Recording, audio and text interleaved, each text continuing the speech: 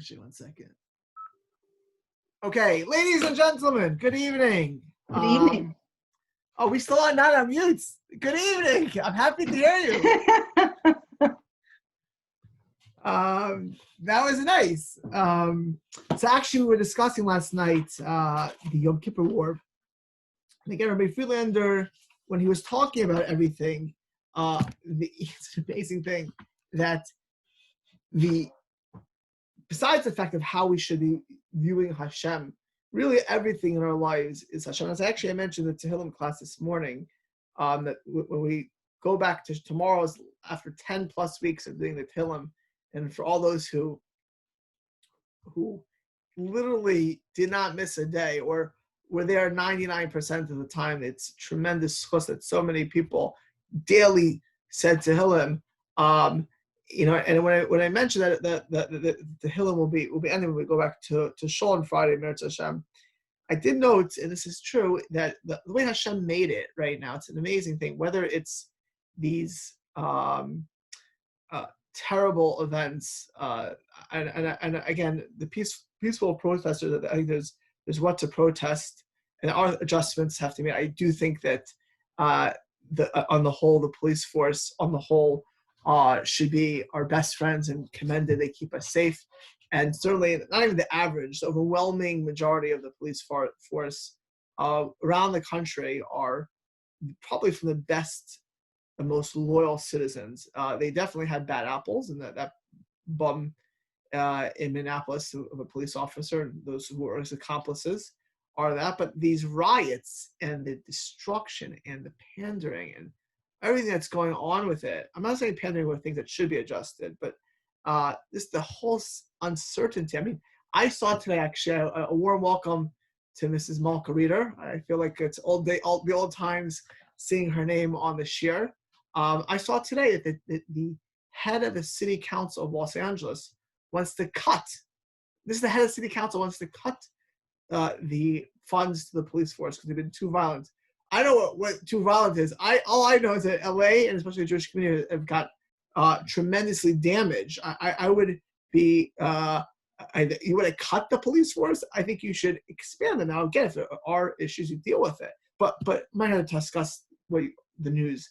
What I am going to discuss is that this situation, even when it simmers down, and it will simmer down to an extent, is certainly going to be most likely through the election. To whatever extent it will be, and probably for some period afterwards, because there are people who have a vested interest in continuing it. Besides, again, there are merits, and I don't want to take away from any of the merits of the situation of things that need to be fixed, but there are people who have vested interests in, keeping these type of things on the fire. And the COVID situation also, it has not disappeared. Just today in Eretz Yisrael, they had to reclose many of the yeshivas again, even though they left the kolos open because the kolos are older people, they kept social distancing. And so many of the schools closed down as well.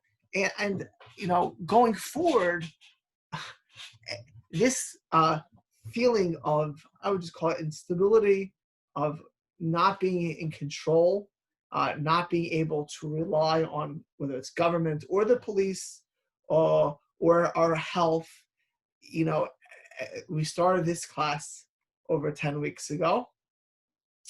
And one of the things I said then, and I'll reiterate now, is that with all of this anxiety, and then was even greater, the danger today is still very much there, but it's much less. I mean, we know much more about COVID. The treatments are better for COVID. That there's already social distancing in place, and many things will be.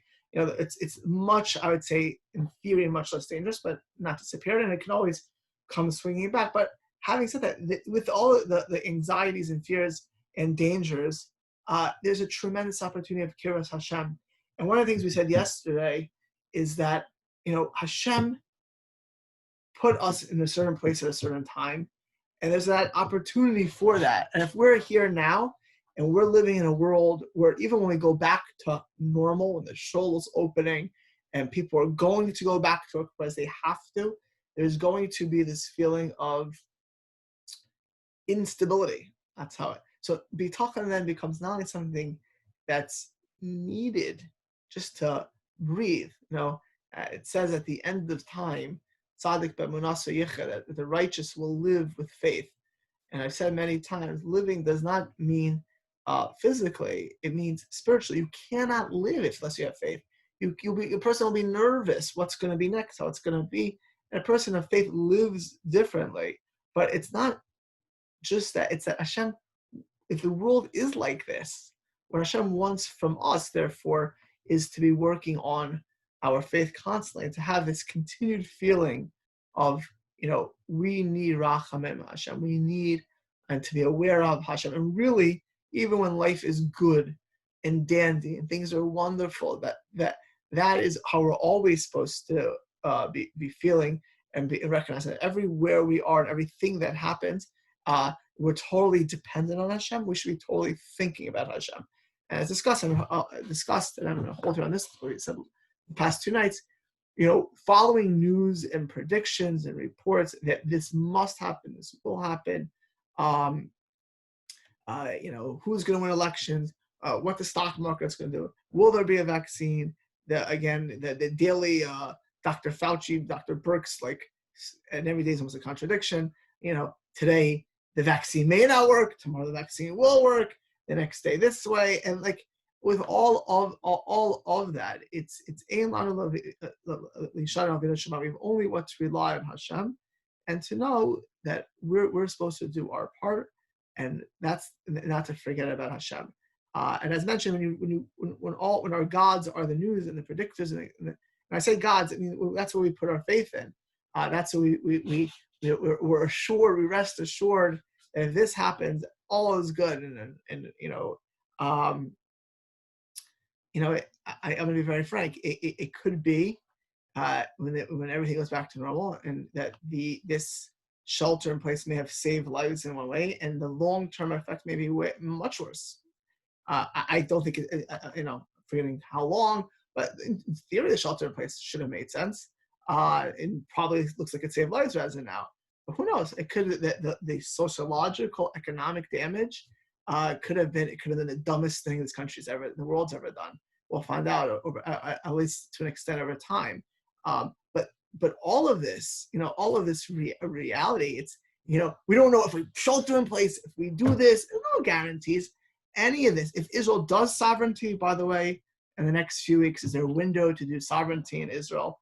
Could be it's a great thing. It could be it solidifies the borders of Israel, and it could actually permanently damage the state of Israel in the liberal Western world. I mean, especially if Trump would lose, it could have permanent damage and endanger whatever peace they sort of have with Jordan and Egypt. So in life, we always need to make any decision in life. We fool ourselves, and now really.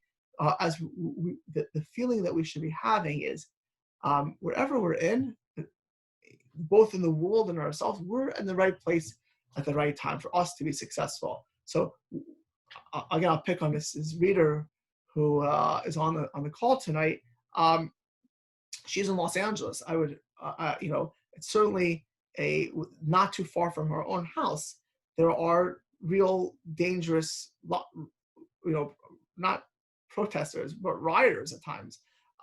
If Hashem put her there at this moment, then she has more of an obligation not to be scared of the protesters, but to think more, obviously be wise, to think more of Hashem. And Hashem makes everything in a situation for us. And we mentioned stuff like the Yom Kippur War started on the day of the greatest rachamim, the greatest day of mercy.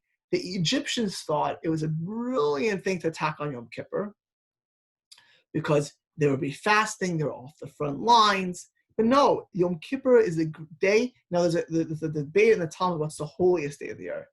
And is it Yom Kippur, is it Shabbos? And the Pashtus, when you learn the Gemara, is that Shabbos is actually the holiest day of the year. It doesn't mean it's the most important day. And that arguably is Yom Kippur. But the most sanctity, the most kedusha it has. But the day of greatest rachamim is Yom Kippur, right? The day of Hashem's mercy on the Jewish people is Yom Kippur. And of all days to attack the Jewish people, it was on that day. And we discussed why, in general, we're always judged on the holidays, because we have the most merits.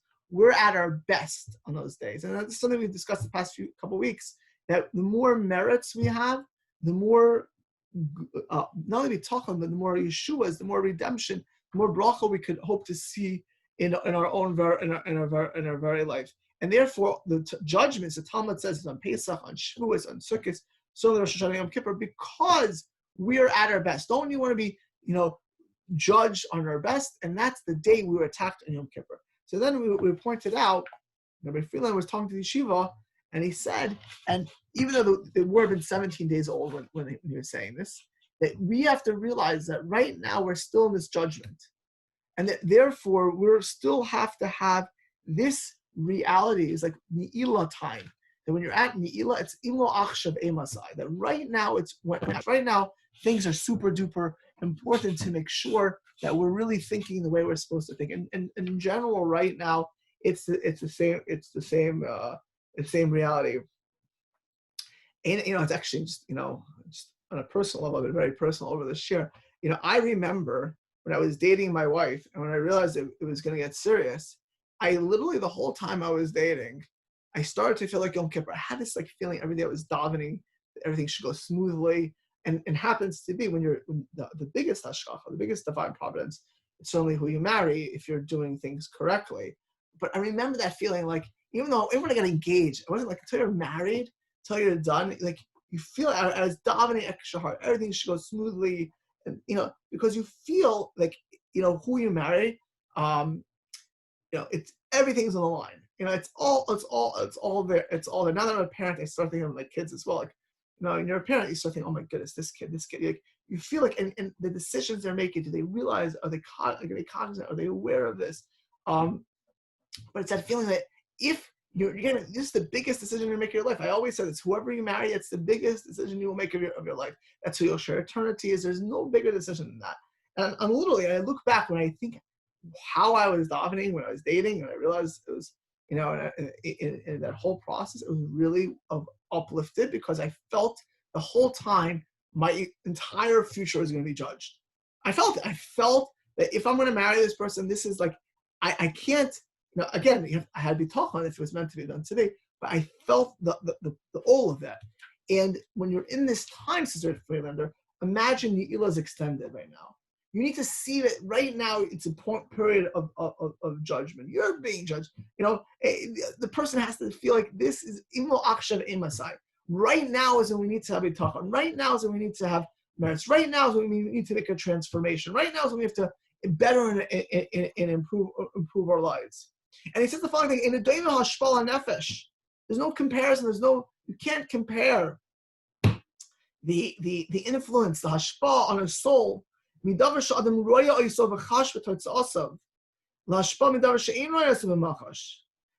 Even one is theoretical, one is something you know about. Another thing is it's you're seeing it's experiential. It's much worse or much more profound, or much more powerful, or inspiring when you see it, when you experience it, when it's in front of you. And even though you know it's there, and you know it's true, it's 100%. It says, what did Hashem say to Noach? This is actually a lashon of Zayar. Noah comes off of the ark, out of the teva, and he looks around, and the ganze Welt, the entire world, is destroyed. And Noah is looking. There's no more people in the world but the people on the ship. There's nothing. There's no houses. There's nothing. Actually, the entire atmosphere of the world had changed during the flood. Chazal tell us, right? Everything. The world that he had seen was completely and totally annihilated. There was not one building left, not one house left. The land had shifted. The land had changed. The atmosphere had changed. The people were gone. Nothing left. The Omar, Noach says, Hashem, Nikos Racham, you're called Racham, you're merciful. You should have had mercy on your creatures, on your people.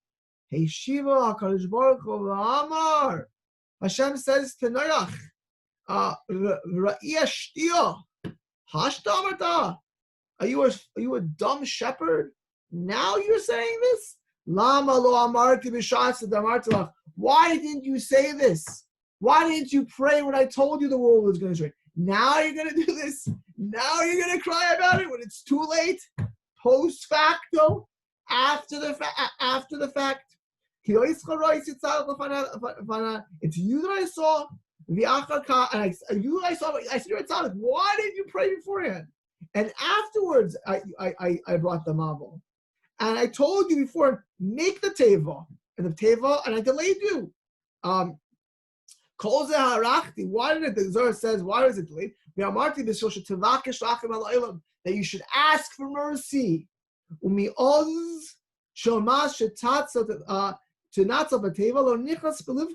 the time I told you, it's a very powerful Zohar. The Zohar says, from the time I told you, it's 120 years to build a teva, he didn't ask mercy for the world. Vasisa teva, v'netzalta, you made a teva. You made the ark. You were saved. V'chasher nevad ha'olam pasakti picha, l'daber l'fanai b'koshes v'tachununim. You opened, and now the world is that when it's done. Now you're davening. One of the things I always say, don't daven tomorrow, but daven now. When Yom Kippur is over, it's worth less. You're daven for the riots in 6 months from now. You're not for COVID after the things are changed. A person's spouse, a relative, chas v'shalom, should not know one like this is sick. Wait 6 months not to daven. Now then you're gonna daven. When it's post facto, now's the time. You should have done it immediately. Or even better, if you can see Ezer Chacham, you already see it was the other thing today, for 2 hours, I had a situation with more than one person. I said, this is a no-brainer. Someone asked me to get involved in a deal that went bad, and I was a little bit of a rabbi mediator, the whole thing. I said, this is where this will end up. Where this will end up is for sure it's heading toward, you have 2 ships going at each other at night, it's going to crash. So you're going to fix it after you crash? After people are dead in the water? After the ships have sunk? Then you're going to fix it? Now, I always tell you to do actions to not crash. Because you can see it sometimes. It's headed your way. You see the tide. But if it was the right thing, I would have said pray. You can't pray and do no actions. You got to pray your head off. Right? Now is he going to do it? No, you didn't do that. You never pray. You never prayed. By the way, on this Zohar, the Haftorah for Noach.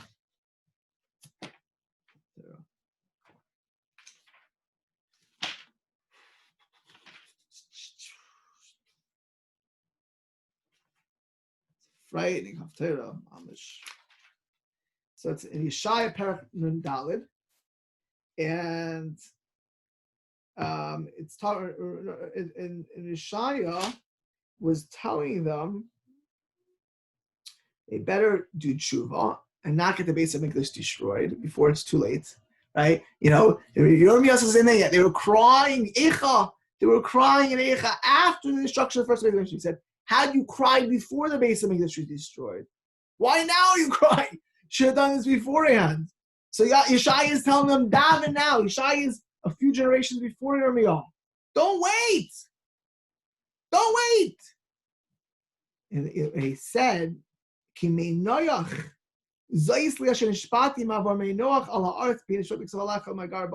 like the waters of Noah shall speak to me, as I've sworn never again to pass the waters and over the earth, so have I, he won't totally destroy the Jewish people of the world for the sins, but it's called Mei Noach, the flood of Noach. Noach's flood? Noach is the one who caused this flood. Noach was a tzaddik. He was the righteous person. He was the one who was saved. He was the one, Hashem said, tzaddik hasalach l'fanai, he's a tzaddik. He's the one who caused the flood. No. Yeah. No, at some level, Noach, had you prayed, had you done your job, Noach, this flood could have been averted, even though you were the only tzaddik, Noach. There weren't even 10 people to save there. And Avraham, when he prays, realized that in generation of Noach, there was not a minion of people. And Noach doesn't. It says our Freelander, Yesh Lahavin, Madua bocha noach al churban rak la'achar she'atzim teva. Now it happens to be, I just wanted to say something. The Mefarshim all say on the Zayar and on this May Noach, for sure Noach prayed. Noach did kiruv, but he prayed like a fait accompli. This is what I mentioned the other day. If you think the world is set a certain way, or think you're set a certain way, or your reality is what it is, then you daven because you have to daven. Of course, daven for the world. I got to daven for COVID. I got to daven for the riots. I got to daven for my marriage, for my children, for my parnassa. I want to be a Torah scholar. I'm not going to be a Chaim. Not going to be a Chaim Kanievsky. Not going to be a Baron Kotler. It's all daven, but I'm going to daven. The Noach didn't cry like he cried afterwards. That's the time on him. He didn't cry like I think with the Briskerov about World War II. The Briskerov said that Israel was not conquered because he never saw him cry in Warsaw. Again, I would never say such a thing. But he was in Warsaw in 1939, and he was in Israel in 1941. He had escaped. And he said, had they cried like that, Jews who cried, they could have been saved. Again, I'm not going to say that, but the Briskerov did. She says, but why did he cry afterwards? So fine, the tiny was what Noach messed up is he should have cried ahead of time like this. What made him cry afterwards? Says Rav Levine. He was in the ark for a ganze yard, a shana timima. He knew very well the ship is swinging, things are going on in the ship. The water, they opened the thing, there's water around the whole world. It was raining when they went on. He knew there was a mabel noira. He knew that everyone else was going to die. They're all destroyed. He should have been crying the whole time on the ship. Let him cry on the ship. There's no comparison. Whenever you see with your own eyes a tragedy or something that happens, and of course inspiration even more so. You can't compare something which is like a data point in your head. Oh, this happened, or it didn't happen exactly. We're seeing it or experiencing it in front of you. 100%, no 100% was going on outside. But he didn't see it. He didn't see it till he got off the table. He only cried afterwards. Now,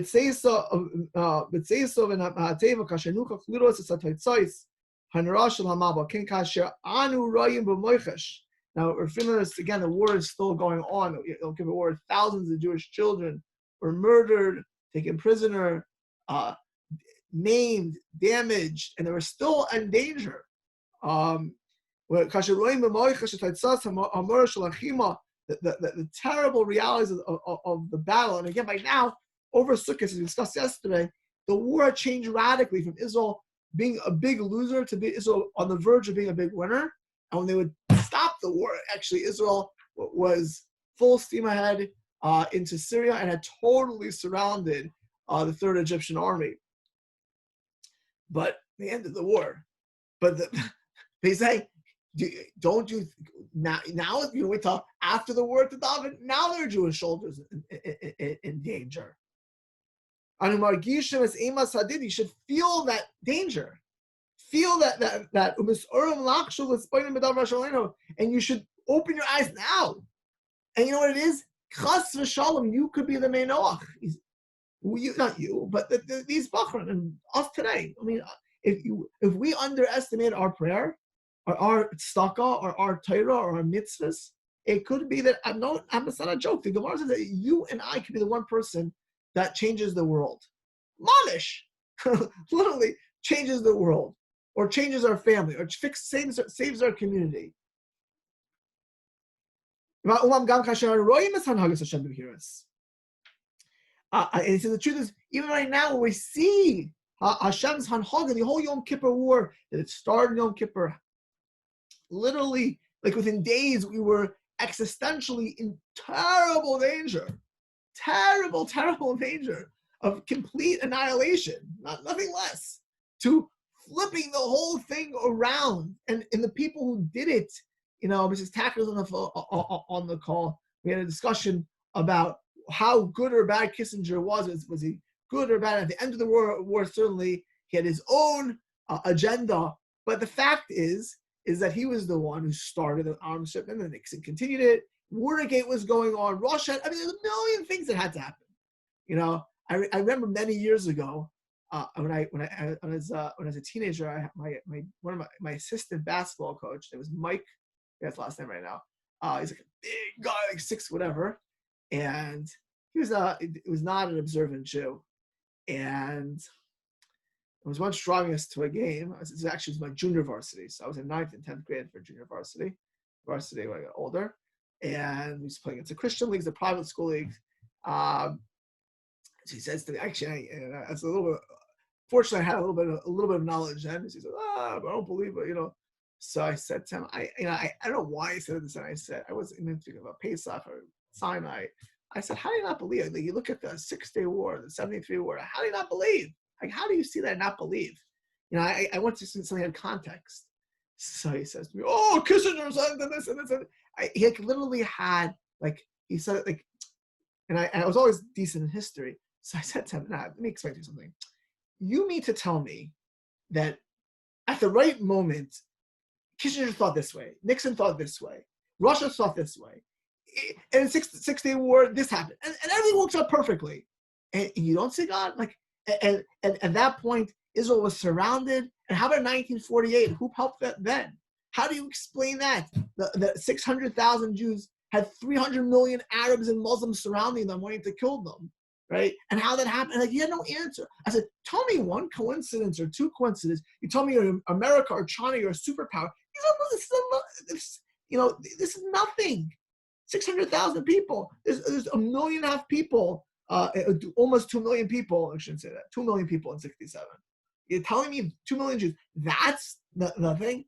And I remember the guy couldn't say anything. Well, they got lucky. Okay, I didn't get lucky once or twice. Every single time. Certainly us who have glasses where we can see Hashem everywhere in the world because we're not biased. But Birus Adayan Butucha, he says, and here talking yeshiva. Yeshiva Bachar, Lenny Tayyidah, they're living Hashem's Torah every day. Of course they're gonna see Hashem. But we're still should not because Alakam Shashem Dershim. So Noach's also learning Torah on the table. He's also Chesed all day on the table. But did he get the message? Did he wake up to do what he was supposed to do? It's not. Was it the Bechia before or after? Are you crying now? Are you realizing that now is the time and now is a chance? If you want the right endings for all of this, if you really want to make sure, you have to see it now. You have to daven now. It has to be that reality now. When I mentioned the difference when the Battle of El Alamein happened, one of the greatest upsets early in the war, the Germans lost in Egypt and therefore did not go into Israel. When they were crying, I said, you can't really compare Warsaw to Jerusalem because when they were crying, they had seen what happened to Poland. So when they were davening, they were seeing Auschwitz. I mean, Auschwitz was open a few months later, but they were seeing ghettos and Jews being shot dead in the street in their eyes. They were able to visualize that. As opposed to who knows what the Nazis are going to do? Maybe they're all talk. It's bluff. It's blunder. Right? And when you see it, that's why I believe that one of the reasons why when you buy the sick person you're davening, you take away some of their sickness is because it's a different davening. When you visualize a person in front of you see them in their sick in a bed. It's a different prayer. Then not, and therefore he says we don't always there to see this. If you want to be a Torah scholar, one of the reasons that you have pictures of Rabbanim or great people is you want to visualize greatness. You want to see greatness. This is why you are in Echaraya Esmaracha, see your teachers. Right? You got to visualize things in life. When you visualize it, you're more motivated to do it. I tell them right now, while this is hot, now you got to daven. After it's too late. Kehillas Toiv laleches el beis ha'aval, mileches el beis mishta, as it says in the cross, better to go to a house in mourning than a house of rejoicing. Basher who's soif kol adam, because everyone dies. Dying is until Tchias HaMesim, people will die. But if you go to a house of mourning, what will you benefit? Right? What it means it's better to go. It's better to go. Are we morbid? No, but you'll gain something. You'll put your heart there. It's amazing. Possible. You know how you'll transform? You know how you'll change yourself? The living will put their heart there. You'll think, I'm going to die one day. I'm also temporal. You're in a cemetery, and you're looking at the graves. Guess what? One day you'll have a grave. That visualization could allow a person to transform himself at some level. Just going to a cemetery, actually in that article I wrote a few weeks ago, I noted this, that the minhag is you leave a cemetery in a different exit than the entrance was. And you came in, when I go to Coma, I take the back exit out. And same thing in Oakland, there's two ways to go also. In Los Gatos, where they actually inherently have to go in and out a different way, but it's the same entrance, same door. But it's not just, it's because you're supposed to have change yourself at some level. And how do you do it? It's not enough to go to a cemetery. It's enough to go to a house in mourning. It's not enough. You need to think there and to see soif kol ha'adam. This is what happens to every person. None of us live forever. You're not forever young. Right? We all have a limited time in this world, and no, there's no guarantee for any of us that it's going to be 121 years. And that's just the beginning. First, it says you have to go to a base thing to see soif kol adam, and then what does the pasuk say? That's the beginning of contemplation and cogitation. And afterwards is the obligation, to put it to your heart, to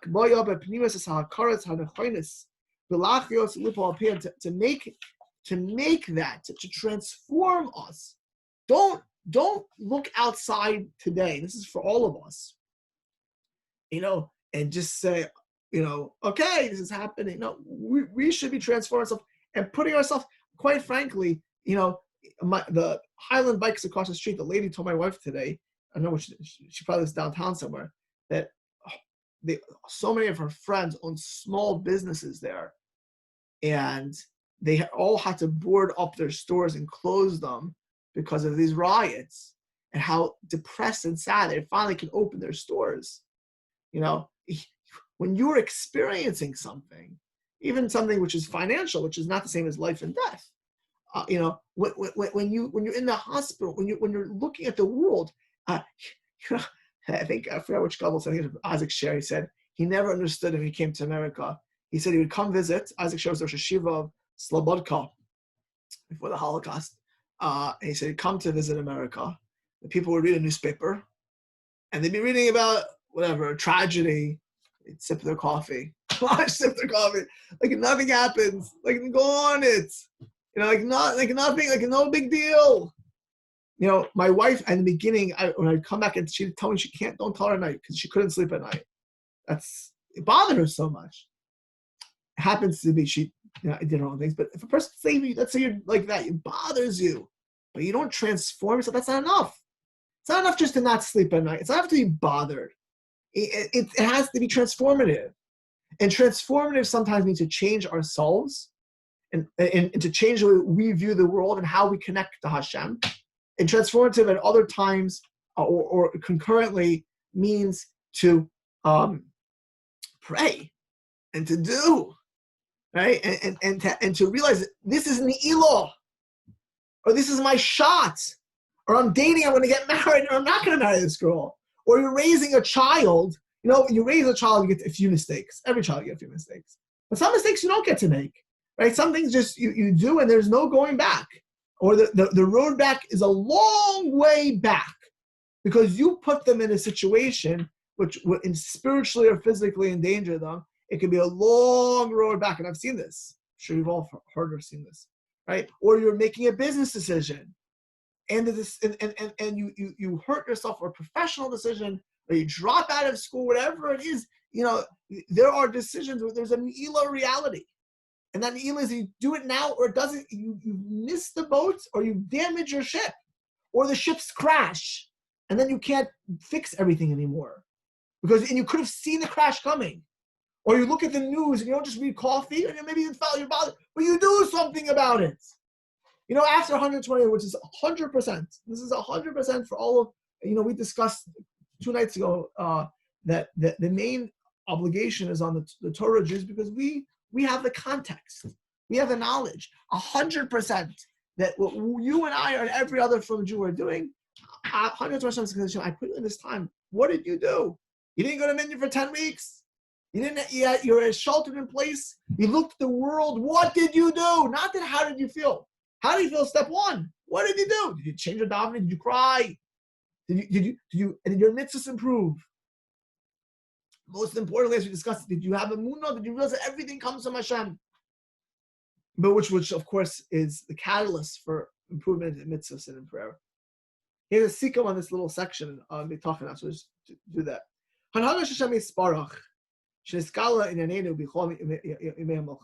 Says this seeing Hashem during the war, in the period before. So I feel like it's COVID. It's more, I could give you shears, 1,000 shiurim on emunah, on faith, on divine providence, and how all of the wise men of Israel, all these generals and joint chief of staffs and directors of intelligence missed the boat in the Yom Kippur War. And I actually discussed that 2 years ago on Yom Kippur, when we were talking about how you can sin and miss the boat. They missed the boat. They were so blinded that they completely missed this huge troop movements on the Egyptian border and Syrian border, and what was going to happen, and they endangered all 2 million people in Israel. They could have seen what was going on. Anyone who has a seichel could have seen that. How in the world did they let that happen? When the war started, and everything that happened at this time, and this one's happening, this in the world events, and the fact that Jordan didn't join in, it's crazy. They had Jordan join, there would have been a third army in there, and they didn't believe Egypt this time because of the '67 war. Egypt lied to them, so had Jordan join also with a 3-front war. They would have been totally in terrible, even worse danger. Everything that happens, and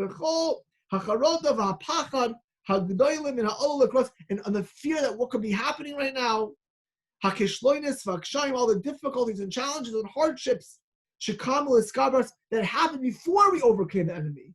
When we're losing, when in the war rooms of Israel, they're talking about using nuclear weapons. When Dayan said, Chorban Habayis, this destruction of the third temple, before all that, all of the pandemonium, that we only won, or they had one, but we got successful. We needed to have help from outsiders. And again, that was a different 60s. We discussed this.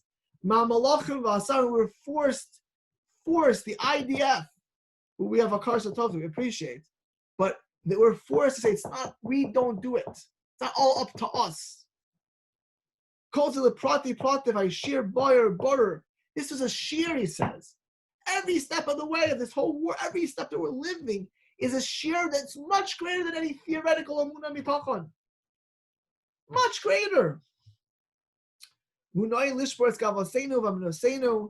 It's there to, first of all, break our arrogance, that we know best, that we have all the answers, that God, we just need a little help from God not to mess us up.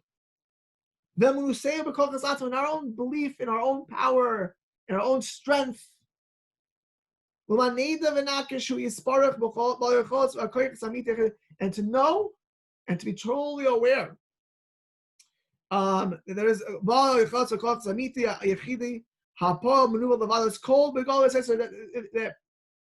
there's everything, galoi, publicly and privately.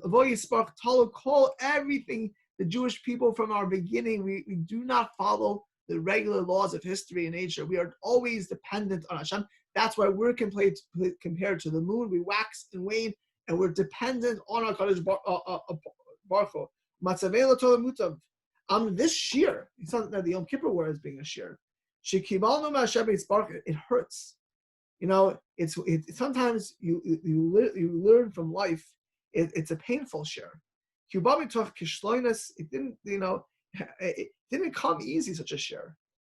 You certainly are in lots of pain. Many thousands of Jews were murdered or maimed in the battlefield. We need to know and to believe with all of our hearts.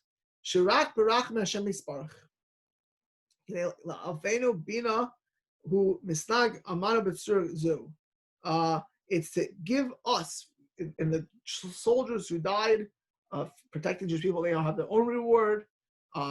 But to know that Hashem had us in mind. This should be transformative. This should change us. It's to wake us up. And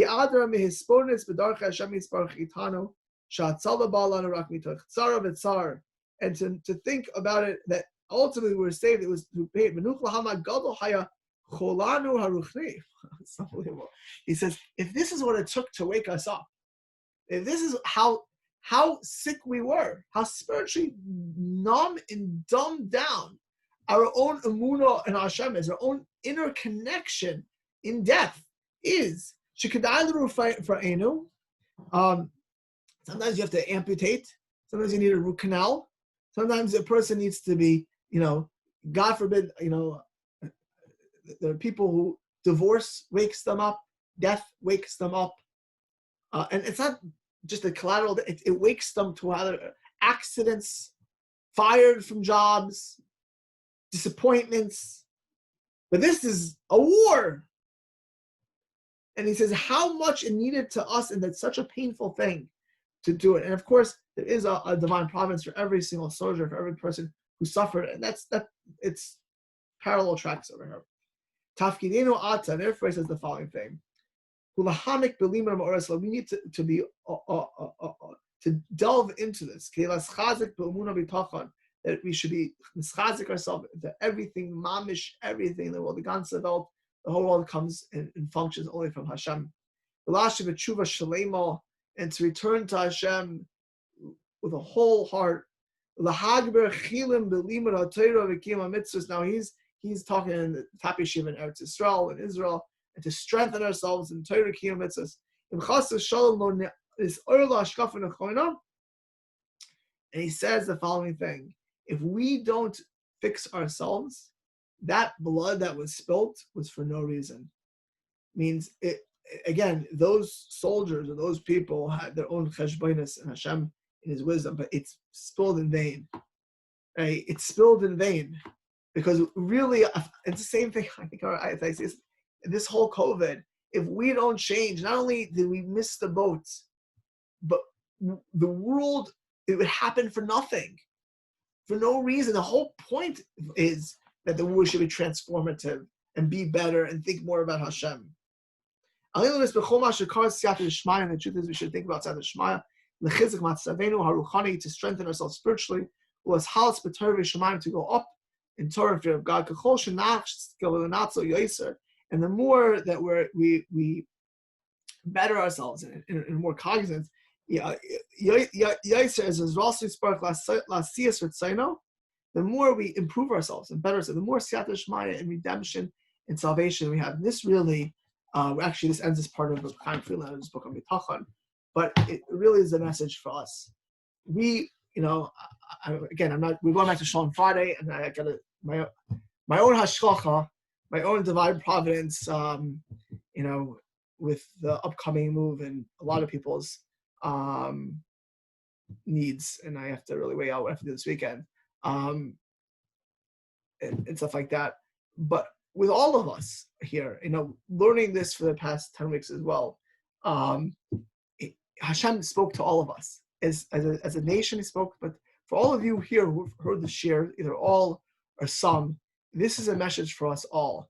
And COVID caused a tremendous, and the riots, which is more recent and more limited to an extent as well, caused a tremendous damage to the world.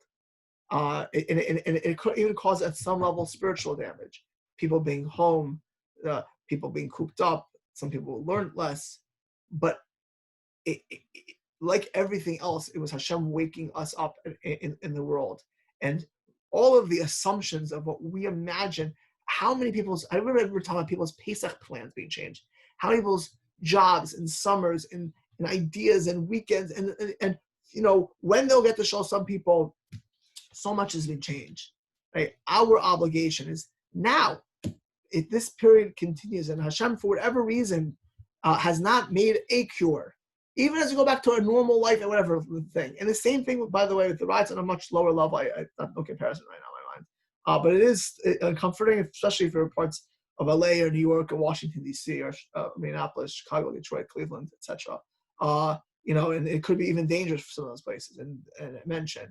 But it's for us, if we take this opportunity, we will bring merits for the world. The greatest loss of the world, the worst thing that ever could happen to the world and the worst thing that happened to Jewish people is if we would live a life of fun and games and forget about Hashem. We would have wasted our lives. Right? Hashem woke us up, right? In Bitachon and Emunah is certainly to believe. Everything comes from Hashem. It's also to believe in ourselves. And if we're each one of us and wherever we are, we have a role to play. And the time to cry, time to do is now. And after 120 years, all of us should be able to look that we did something for ourselves, for our family, for Klal Yisrael. And the only real way to do that is as v'chai yitin libo, that we have to see the pain, feel the pain, see the potential damages, and realize that everything comes from Hashem. If we do that, and we improve ourselves, and as we go back to shul, into some normalcy, if we have permanently improved, then that is what Hashem wanted from all of us as individuals. We can't control the world's decisions, but we could give the world the merits that it needs. We should all be zoicha through our amunah and bitachon and actions and tears and simcha and joy, knowing that Hashem runs the world, that we as individuals, as community, and Klal Yisrael should only see besuras tovas, and there should be no more challenges ahead for us, because we'll challenge ourselves. We will allow ourselves to see Hashem in our daily life, and we won't need these wake-up calls. Right? And when we said that's really the point of all of Torah and all of mitzvahs is to experience that. Ladies and gentlemen, we're going to hold here from tonight, and stay tuned about everything else. Okay? Have a good night, everybody. Rabbi Levine? Yes. Can I say something? The first I heard this idea of Noach's reaction after the flood was from Rabbi Riedi when he came here to honor the Kehillas in 12. And what he went on with his story, and he said that, I guess Noach asked Hashem, so if I had doubted and cried, would you have not destroyed the world? And Hashem said, no, it would not have made a difference then, but your prayers would have been merits for your children, for the future. So nothing is ever lost, even if... Right. So there's two points. That's one. Happens, as you said, right? Nothing is ever lost. That's the same thing by the Gemara says, by the generation instruction temple. Had they prayed, they would have had those merits as well. Right, exactly. Rabbi.